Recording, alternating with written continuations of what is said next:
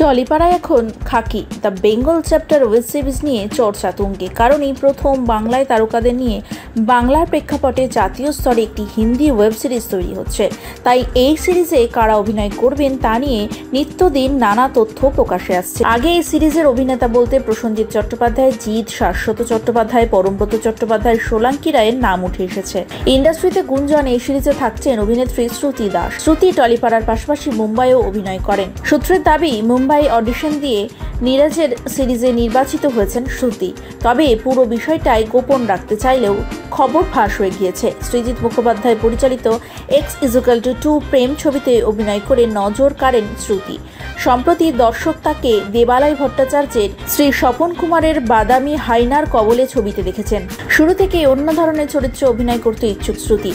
সেখানে নীরাজের সিরিজে তিনি চমকে দিতে পারেন বলেও সবাই মনে করছেন। সূত্রের খবর, এই সিরিজে নাকি জিৎ এবং শাশ্বত ইতিমধ্যেই মুম্বাইয়ে শুটিং শুরু করেছেন।